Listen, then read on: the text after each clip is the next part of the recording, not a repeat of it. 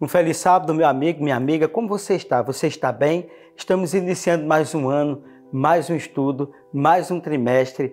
E neste ano nós temos muitas surpresas agradáveis para você. Ter conhecimento das Sagradas Escrituras, mas acima de tudo você conhecer um pouco da história do nosso povo, da nossa realidade. E esse trimestre nós iremos estudar sobre administradores fiéis. Como você tem administrado suas finanças, seu tempo, seu talento, o seu dinheiro, como você tem administrado o seu testemunho, a sua vida. Nós hoje estamos aqui em um lugar muito importante, muito interessante, que fez parte e faz parte ainda da história do interior do Nordeste.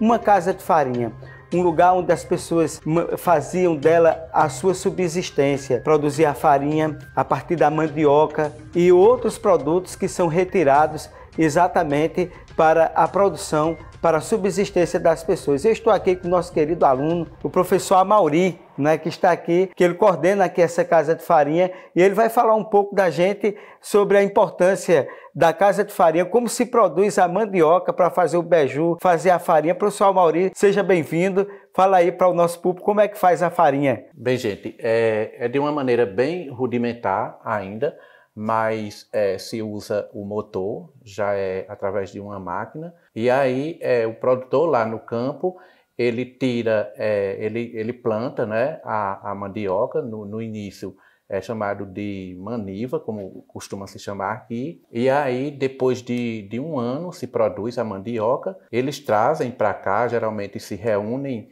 aqui para fazer a raspagem da mandioca. Depois essa mandioca ela é moída, depois é colocado na prensa, em seguida ele é levado para eles costumam chamar de coxo, e aí peneiram e depois leva até o forno, onde é secada essa massa que vai se transformar na farinha. Ok, essa máquina aqui é uma máquina bonita, né? Como é que é utilizada ela, professor Amauri? Coisa bacana, né? Como é que é utilizada aqui? Depois de moída a mandioca, é trazido para isso aqui, que se chama de prensa, e aí é colocada essa massa, e nesses panos que vocês podem ver aí de nylon, e colocado um sobre o outro, e aí eles vão prensando, daí o nome prensa, prensando aqui devagarinho, e até secar, né, essa massa, que depois é colocado para peneirar. Ela vai para ali, para o forno. Primeiro para a peneira aqui. Isso, né? Ser peneirada. Vem isso. comigo, vamos ver aqui no forno, professor? Vamos ver aqui, muito bacana, não é?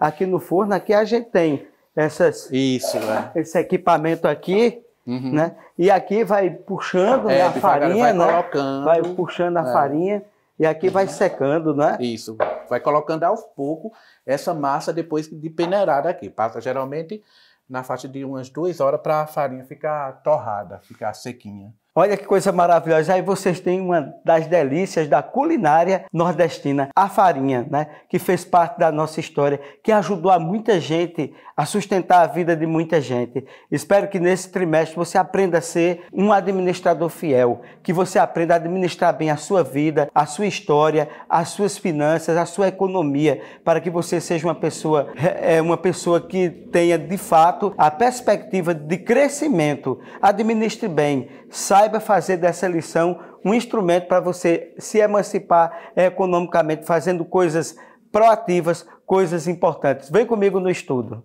Esse peso aqui é um peso tradicional, criado no século XIX, e que a partir dele desencadeou uma revolução, né? Uma guerra aqui no estado da Paraíba, no estado de Pernambuco, Rio Grande do Norte e pelo Brasil todo, que foi o movimento de quebra-quilos, a guerra de quebra-quilos, a partir da mudança do sistema de medidas e pesos. Aí esse peso representou naquele momento uma grande contestação. E para falar um pouco dessa guerra, desse movimento que aconteceu aqui no interior do estado da Paraíba, nós estamos aqui com o jornalista e historiador, professor Edmilson. Professor, seja bem-vindo ao nosso canal. Nos conte um pouco a história do que foi o movimento, a Guerra do Quebra-Quilos. Obrigado, é um prazer participar aqui com você, com as pessoas que seguem aqui teu canal, né? Esse movimento de quebra-quilo, como você já fez a introdução, ele começou aqui em Fagundes, por volta do ano de 1864. O líder era conhecido aqui na região como João Carga d'Água. Ele morava justamente lá naquele sítio onde a gente gravou a outra parte. No sítio Trapiche. Legal. Ele morava lá e na época da seca, o que ele fazia? Ele trazia nos lombos de jumento, de burros, a água para vender ao pessoal que morava aqui no povoado de Fagundes. E quando o governo implementou o sistema de pesos e medida, né? Porque antes era tudo feito em cuias, em braças, em metros. Aí ele veio sistematizar com o quilo, com o metro. Aí o pessoal se revoltaram. E quem foi o líder aqui em Fagundes, quem começou esse movimento na feira de Fagundes, que funciona aqui aos sábados ainda, foi justamente esse João Carga d'Água, né? Então, num sábado, ele se reuniu com o pessoal e se revoltaram contra o sistema implantado pelo governo da época, pegaram os pesos, que são esses pesos feitos de ferros ainda, e trouxeram junto com o pessoal e jogaram dentro desse açude, né? Legal, é o açude, né? velho. O açude velho, esse açude foi de 1800 e pouco que eles construíram, e jogaram os pesos aqui dentro, e essa revolta, ela saiu de Fagundes, foi para outros estados, a exemplo de Pernambuco, de Alagoas, Rio Grande do Norte, mas o foco principal mesmo, o início do estopim, foi aqui em Fagundes. Muito bem, que história impressionante, né? Pelo que você tem lutado na sua vida, Deus vai te abençoar para que você saiba usar os seus recursos, você ser um administrador e você ser uma bênção na sua vida. Vamos ao longo desse trimestre estudar histórias maravilhosas também que aconteceram no nosso lugar, que aconteceu aí bem pertinho de onde você mora também. E que Deus continue nos abençoando sempre.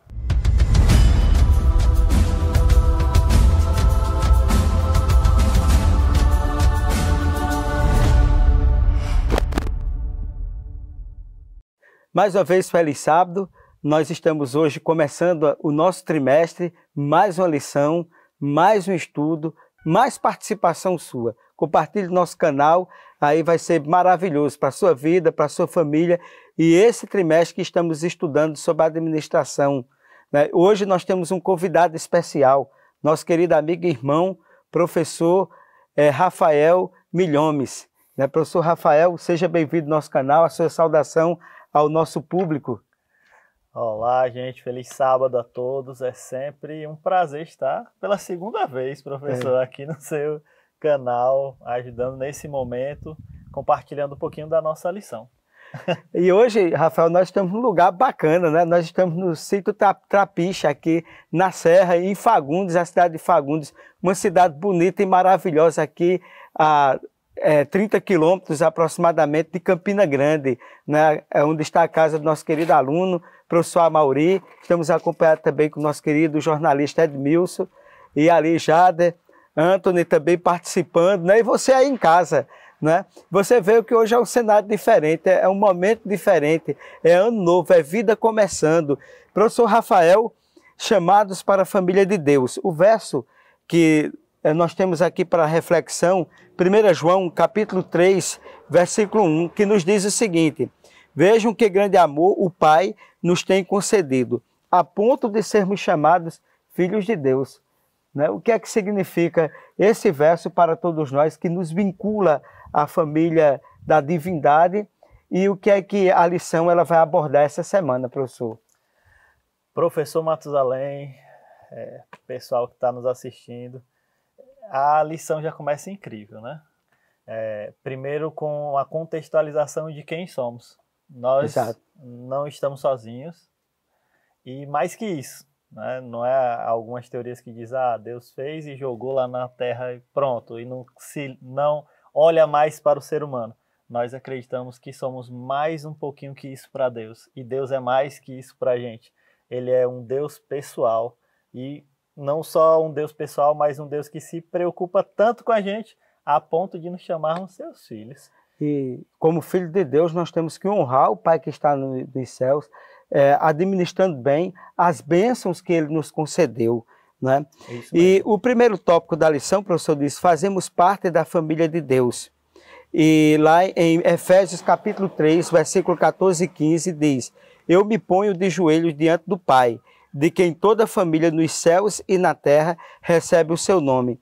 Que imagem é evocada nesses versos e que esperança nós encontramos nesses versos aí? Professor, eu me lembro, sabe do quê?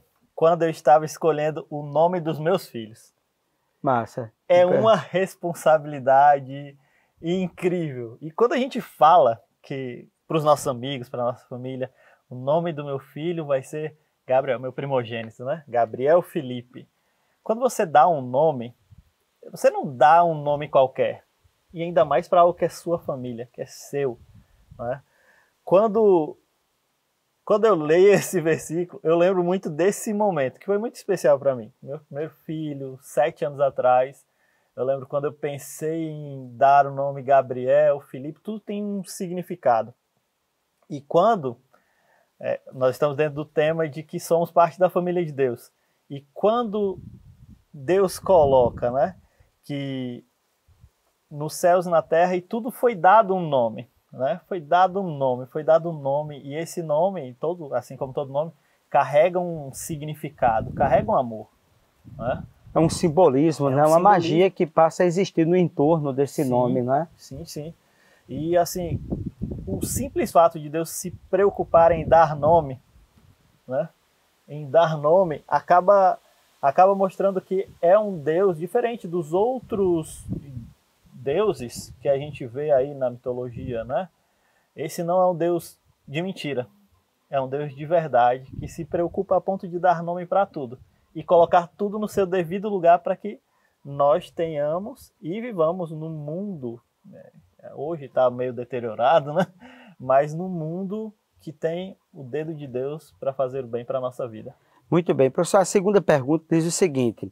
Em Êxodo, capítulo 3, versículo 10, diz: Vem agora, e eu te enviarei Faraó, para que tires o meu povo e os filhos de Israel do Egito.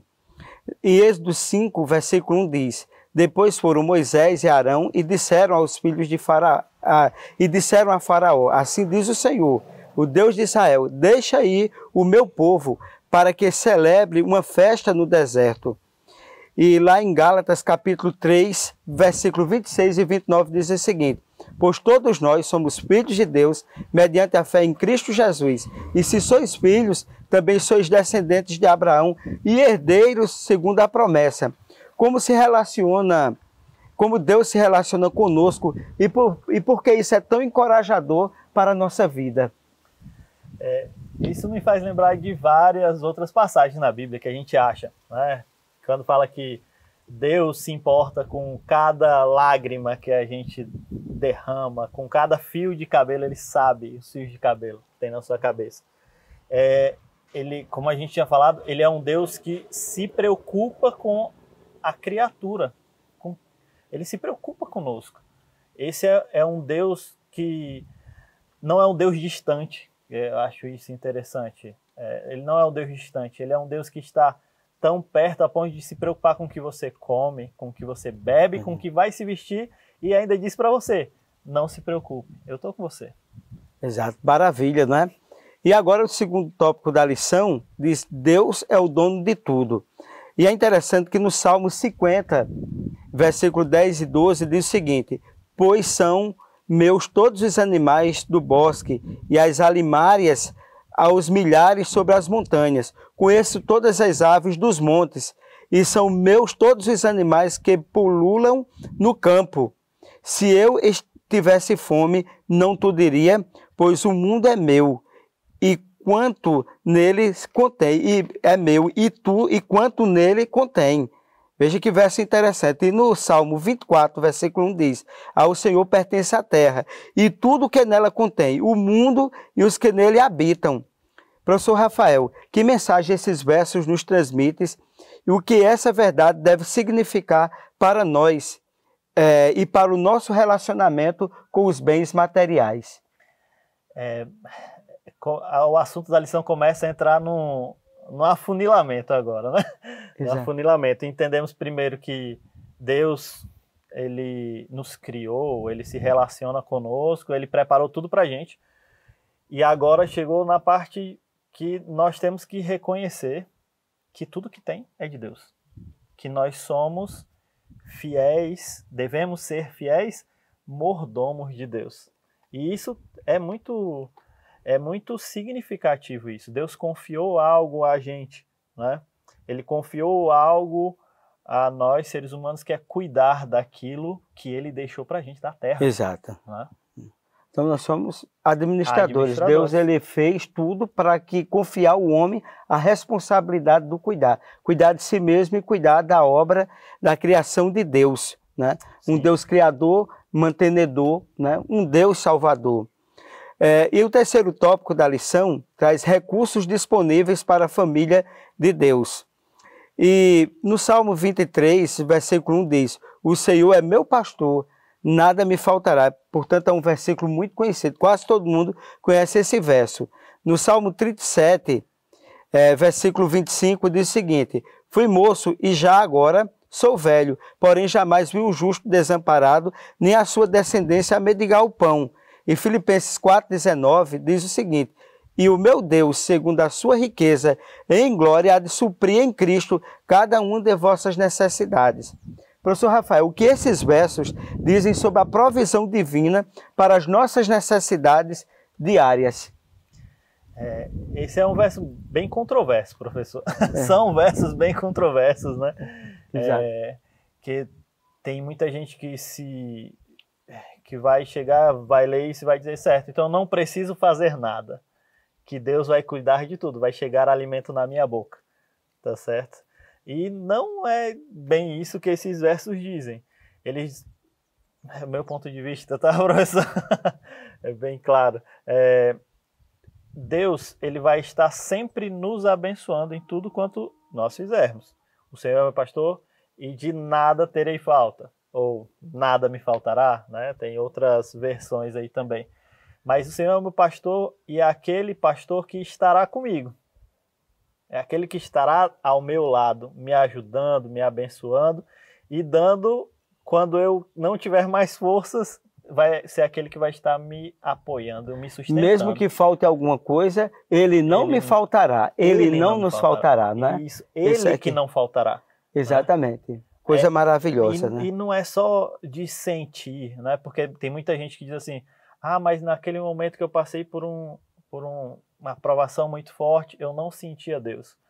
A fé não é só sentimento. Fé é razão. Você tem que ter certeza que Deus está com você. Porque Ele está com você. É verdade. Então, professor, quarto tópico da lição, responsabilidades dos membros da família de Deus. E em Deuteronômio, capítulo 6, versículo 5, diz: amarás, pois, o Senhor teu Deus de todo o teu coração, de toda a tua alma e de toda a tua força. Aí outro texto em Mateus 22, 37 diz: respondeu-lhe Jesus, amarás o Senhor teu Deus de todo o teu coração, de toda a tua alma e de todo o teu entendimento. O que significa amar a Deus de todo o coração, professor? Essa lição ela começa muito difícil, viu, professor? Eu vou logo dizendo, isso são temas muito delicados, controversos.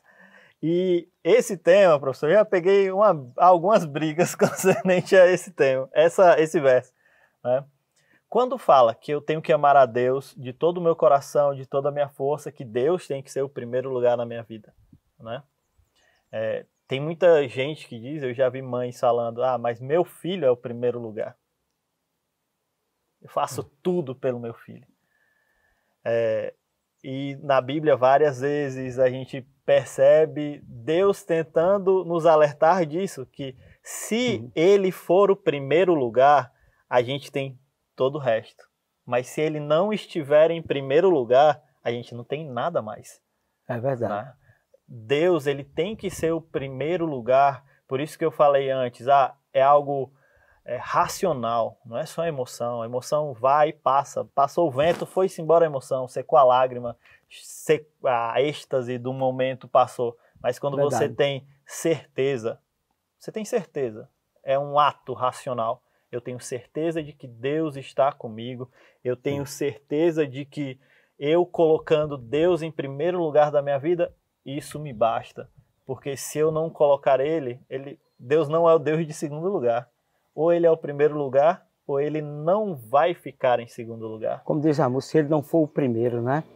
Entendeu? Então as outras coisas, se Deus for o primeiro, as outras coisas nos serão acrescentadas, né? Sim. Tem uma outra questão aqui, Deuteronômio capítulo 10, versículo 12 e 13 diz: agora, pois, ó Israel, que é que o Senhor requer de ti? Não é que temas ao Senhor teu Deus e ande em todos os seus caminhos, e o ame, e sirvas ao Senhor teu Deus de todo o teu coração, de toda a tua alma, para guardares os mandamentos do Senhor, os seus estatutos que hoje te ordeno para o teu bem. E em 1 João, capítulo 5, versículo 3, porque este é o amor de Deus, que guardemos os seus mandamentos. Ora, os seus mandamentos não são pesados. Biblicamente, qual deve ser nossa atitude com base no relacionamento de amor com Deus? Eu me lembro da minha avó, viu, professor? Hoje eu estou meio saudoso. Saudosismo, né? Ano novo, né? A gente Ano sente novo, saudade de algumas coisas importantes. Eu lembro da minha avó. Por que eu lembro da minha avó? Porque eu tenho ela como alguém muito importante na minha vida, e quando eu vou para a casa da minha avó, ou antes de fazer qualquer coisa, eu lembro, rapaz, o que é que minha avó vai achar do neto dela fazendo isso?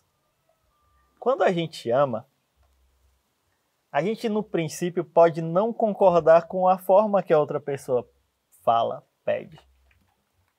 Mas quando a gente ama, a gente supera tudo.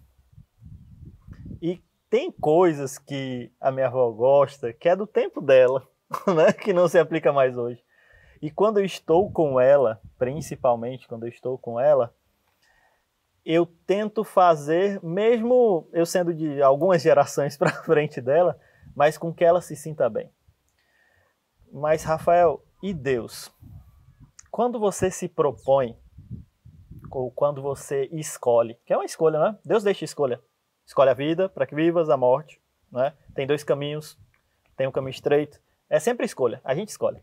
Exato. Quando você escolhe aceitar a Deus, eu li algo essa semana que falava assim: Deus não andava com prostitutas, com ladrões. Aí você, Rafael, então você não leu o Novo Testamento? Não, eu li. Deus ia a lugares que eles estavam para transformá-los, mas ele não continuava andando com eles. Ele continuava andando com ex-prostitutas transformadas.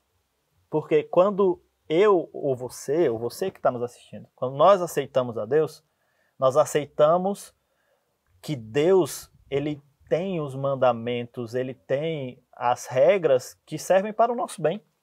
Deus pega e diz, olha, eu não quero que você coma determinado tipo de alimento, por quê? Porque vai lhe fazer mal.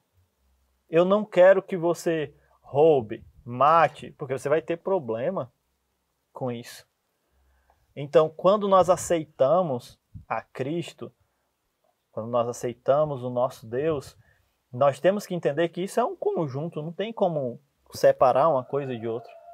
A graça, ela é barata porque eu e você não pagamos esse preço.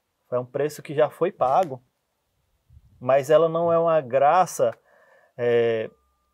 que você pode fazer o que quiser, que ela vai estar ali num constante looping de renovo, entendeu?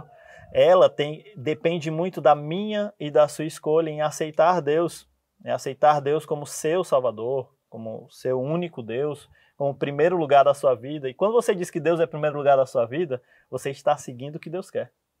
Amém.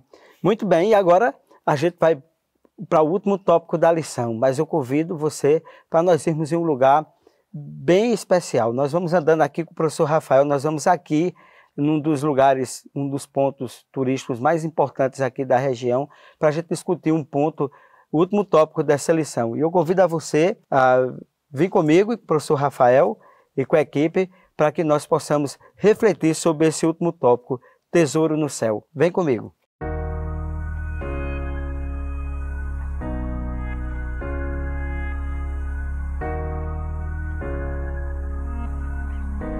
Professor Rafael, fizemos uma longa caminhada até aqui, a magnífica Pedra Santo Antônio, depois de sair ali do sítio Trapiche, né, num cenário maravilhoso que foi a Casa de Farinha. Aqui nós estamos, né, na Pedra Santo Antônio, um lugar paradisíaco, bonito, maravilhoso, né, um lugar ímpar da natureza. Mas a última pergunta do tópico Tesouros no Céu está exatamente relacionado ao texto de Mateus 6, 19, 21, que diz: não acumulei para vós tesouros sobre a terra, onde a traça e a ferrugem corroem, e onde os ladrões escavam e roubam.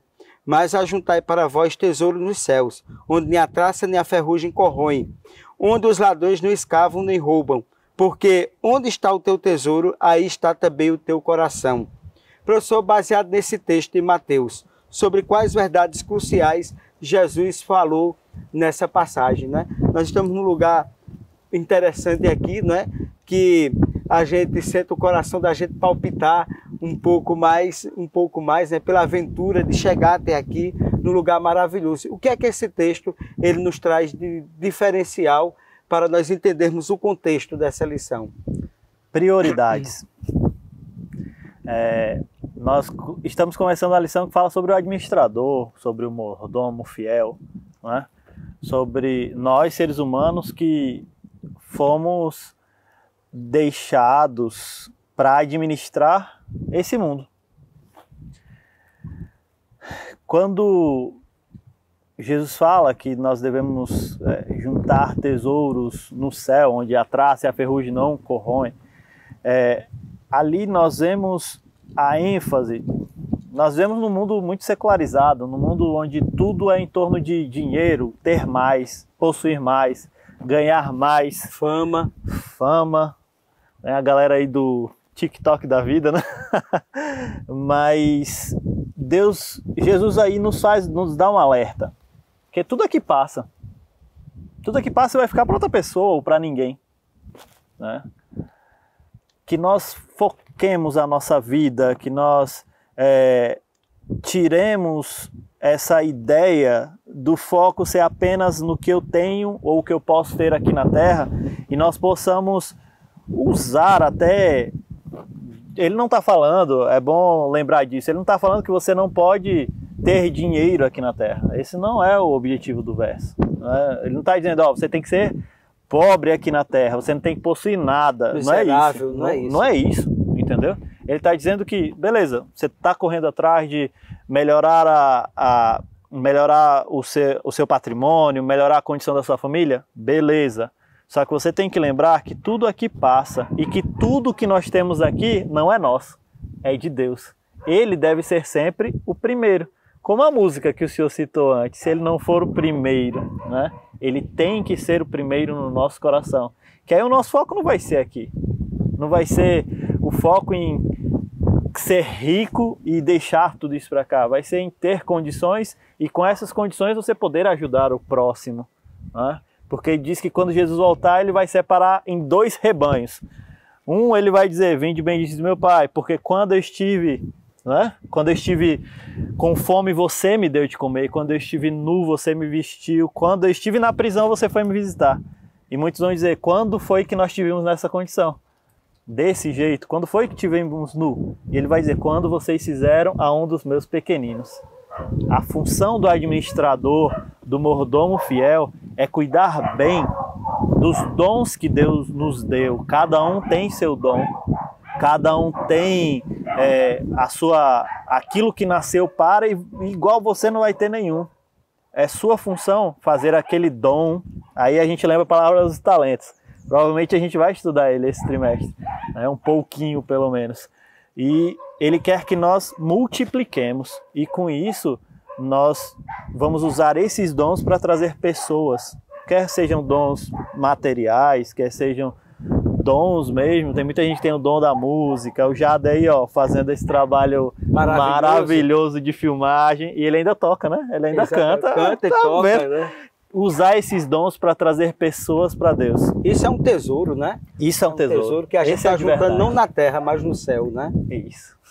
Maravilha. Professor, terminando, para o senhor fazer a oração final, o que é que essa lição lhe traz de mais importante? Você tem algum testemunho relacionado que aconteceu na sua vida? Você é filho de pastor também, né? O que é que essa lição ensina para o senhor, e se o senhor tem algum testemunho relacionado? Eu tinha mais ou menos 10 anos quando meu pai saiu de São Paulo. Ele era enfermeiro lá e ele topou largar a vida de São Paulo. A gente vivia muito bem em São Paulo. Ele recebeu o chamado para ser pastor no interior do Ceará, ganhando 1/4 do que ele ganhava lá. Para mim, como criança, foi um choque. No começo eu nem entendia o porquê que ele fez essa, para mim, criança, loucura, né? Loucura, por quê? Hoje meu pai está quase se aposentando. Muito tempo se passou, né? Muito tempo se passou. Não que eu seja velho, nem ele, né? Mas muito tempo se passou. E eu começo a entender o que é não juntar tesouros aqui, mas ter o foco em juntar tesouros no céu. Eu vejo tudo que aconteceu na vida do meu pai, na minha mesmo também, e a gente consegue entender que Deus, ele tem um plano para cada um de nós. Basta que eu e você confiemos e acreditemos que Ele está do nosso lado. Ele é o pastor que está sempre ao nosso lado. E nós devemos confiar nesse pastor. Nesse pastor que confiou a gente, nos confiou como administradores dessa terra. É isso, professor. Ok, professor Rafael. Muito obrigado por participar. Vamos abençoar o público com a oração, né? Para a gente se despedir deste momento, um momento ímpar, um momento bonito, um lugar tão bonito, tão prazeroso. É como se a gente estivesse mais perto do céu, né? Aqui, então eu convido você a fechar os seus olhos onde você está e fazermos uma oração. Professor Rafael. Oremos. Senhor nosso Deus, obrigado por mais essa semana de trabalho, para alguns ainda de férias. Obrigado, Senhor, por mais esse ano. Estamos no comecinho do ano. Obrigado porque até aqui o Senhor nos tem ajudado. Obrigado, ó Deus, pelas verdades e pela esperança que nós temos renovado a cada dia. Obrigado, Senhor, porque nós acreditamos que um dia tudo isso aqui vai passar e nós estaremos contigo no reino dos céus. Ó Pai, põe tua bênção especial sobre cada família que está nos ouvindo, que está nos vendo. Abençoe cada lar.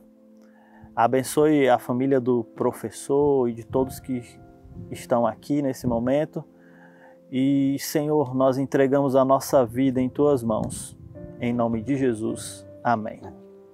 Gostaríamos mais uma vez de lhe agradecer. Dê um like aí no nosso canal, compartilhe e que Deus continue te abençoando sempre. E um feliz ano novo para todos e para todas.